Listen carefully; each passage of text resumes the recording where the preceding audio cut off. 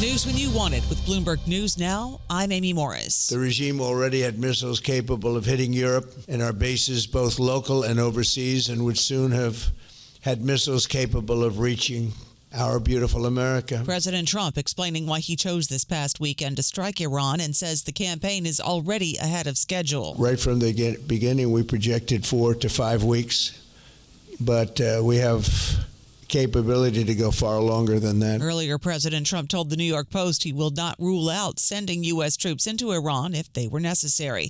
Joint Chief of Staff Chairman Dan Kane says Operation Epic Fury took months of planning and will not be done in a matter of days. The military objectives that CENTCOM and the Joint Force have been tasked with will take some time to achieve, and in some cases will be difficult and gritty work. Those objectives: eliminating Iran's nuclear program and destroying its arsenal. Defense Secretary Pete Hegseth says this campaign will not turn into a, quote, endless war. The mission of Operation Epic Fury is laser focused. Destroy Iranian offensive missiles, destroy Iranian missile production, destroy their navy and other security infrastructure, and they will never have nuclear weapons. Hegseth and Kane offered a few more details about the campaign, saying 4 U.S. service members had been killed so far when air defenses failed to intercept an incoming attack on a tactical operations center. The conflict continues to reverberate across the Middle East, with blasts heard across Israel, Saudi Arabia, Qatar, and the United Arab Emirates as states intercepted Iranian missiles launched in response to U.S.-Israeli strikes. And Israel expanded its campaign to Beirut after coming under attack from Hezbollah fighters in southern Lebanon who are allied with Tehran. 3 U.S. fighter jets crashed after being mistakenly shot down by Kuwaiti air defenses. All 6 aircrew ejected safely have been recovered and are in stable condition. Kuwait's Ministry of Defense is coordinating with the U.S. in the investigation to determine the cause of that crash. As tanker traffic all but halted through the Strait of Hormuz and a big refinery in Saudi Arabia just stopped, West Texas Intermediate crude soared 6%, $71 a barrel.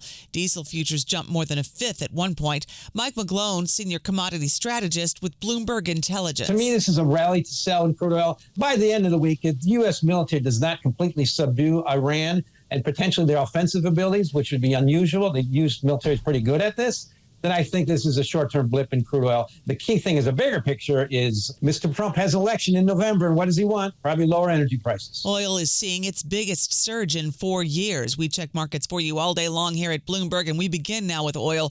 Brent crude about 6% higher. Spot gold about 0.5% higher. The Bloomberg Dollar Spot Index about 1% higher. S&P 500 is little changed on the downside. NASDAQ is up 0.3%. The Dow down 0.2%. The 10-year Treasury yield at 4.05%, the 2-year yield at 3.48%, and Bitcoin now about 6% higher, topping $69,000. Qatar shut down liquefied natural gas production at the world's largest export facility after it was targeted in an Iranian drone attack, sending European gas prices surging and rattling global energy markets. That plant covers about a fifth of global LNG supply. The United Arab Emirates and Qatar are privately lobbying allies to help them persuade President Trump to reach for an off-ramp that would keep U.S. military operations against Iran short. Sources tell Bloomberg the countries are seeking to build a wide coalition to advance a swift and diplomatic end to the conflict to prevent regional escalation. President Emmanuel Macron says France will boost its nuclear arsenal as U.S. security commitments to Europe seem to waver. Macron stated a strengthening of our arsenal is indispensable and that France must be feared and powerful to be free.